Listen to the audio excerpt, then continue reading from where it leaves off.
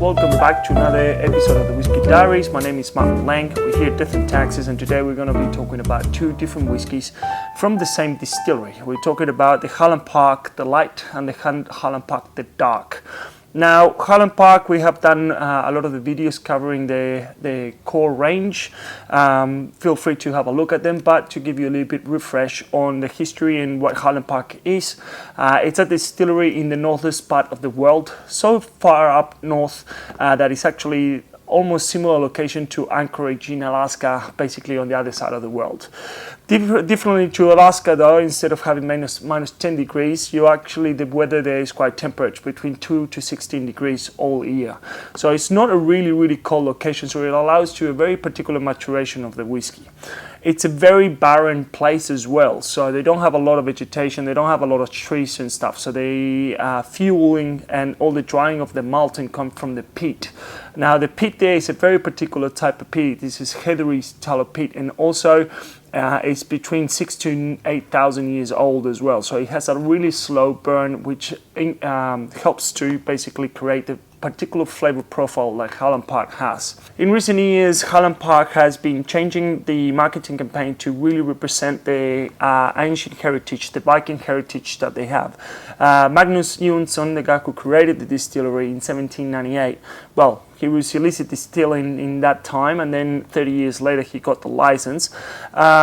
His grandparents or his great-grandparents, I'm not sure, were actually Viking, and the island itself has a massive Viking heritage. It is kind of becoming like a little bit of a broken record. Like all the bottles got rebranded, everything they do is Viking related.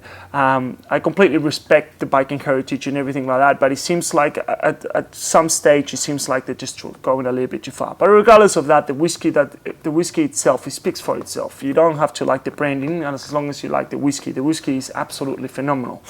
Now, the story behind the dark and the light is basically Highland Park being so up north. They get 6 months of light and 6 months of dark over the course of the around that. So the dark was created obviously just to represent the darkness of those months, and also the relationship between dark and light. There can be one without the other. Now the whiskey in themselves are both 17-year-olds. This one is bottled at 52.9%, both of them are, and this one is first fill sherry. Now, we talked about in other videos about Highland Park, and we mentioned that they have a very strong sherry barrel program, similar to Macallan, which is their sister venue. Now, they source all the barrels from Jerez in Spain, and they have a particular way of getting handmade casks with aged with a particular type of sherry. Usually it's Oloroso sherry for about 2 years before it gets sent back to Highland Park. Now, when it gets to Highland Park, obviously the sherry gets chucked away. Most sherries that are aged in whiskey barrels, they're not for sale. It's just basically just to season the cask. Anyway, so this is first fill sherry cask, which means when it's first fill, means that it's going to be a really strong sherry component to it. The reason being is because once you fill in one of the casks with whiskey, and then you empty that cask, and you put more whiskey, like the whiskey starts taking all the flavors around. So when you get second fill or third fill sherry cask, the sherry notes are a little bit more lighter. It's worth noting because this is important to the second whiskey that we're going to try. Anyway, so this is the 17-year-old, the dark, and now we're going to talk about the light. Now, it's very interesting what they've done here, because it is true they couldn't have done two different whiskies like this. It's incredible what they did. So this one comes in a dark box, by the way. We didn't have the box for this one, but here is the box for that one. It's just a beautiful wooden oak box. There it goes. I'm just gonna put it there so you can see it. And already you can tell like the different color. Well, you can't see the color in this one. Once we pour it, then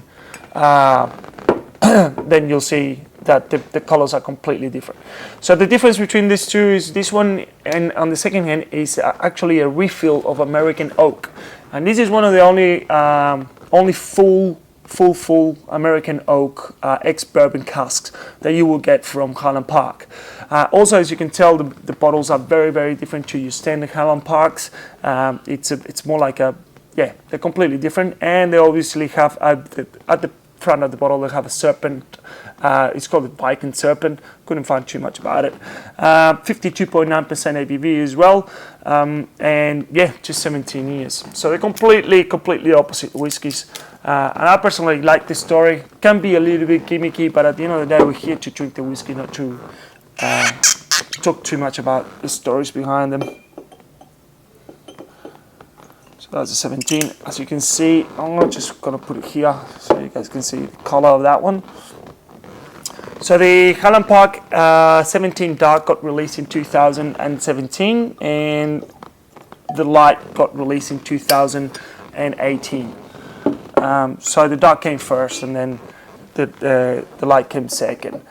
Look, as you can see, the colors are completely different already. This obviously has the sherry notes, and this one has obviously the American tint as well. Now on the nose, yeah, you get that classic Highland Park sherry notes, spiciness, cinnamon, and then on the mouth, even being 52.9% ABV, that's actually quite smooth.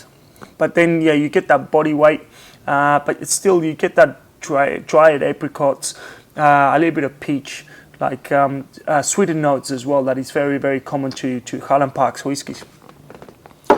And then the Light that came second, it's a lot more, yeah, it has a lot more, almost like a new make spirit. Like obviously being a second refill of American oak, the wood wouldn't take as much. The whiskey wouldn't take that much wood from the barrel, so it has like a lot more like fresher notes.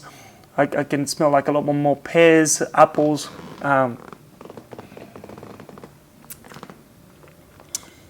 Wow!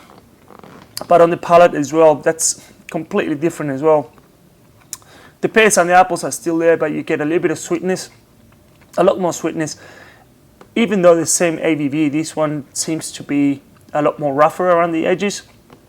Probably, I would say, probably benefit for a few more years on the barrels, but I'm not the expert here. But both of them are actually great whiskies, and it's really good to see the comparison of how versatile Highland Park New Make can be, and also it makes sense. Like they have won multiple awards about being the best spirit distilled in the world.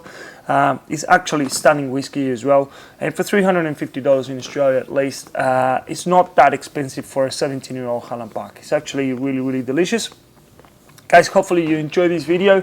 If you have any requests or any questions, make sure you put it in the comment, and we'll see you next time. And I'm gonna finish with this one, as everybody can know by now. I'm a very big fan of sherry casks. Slàinte.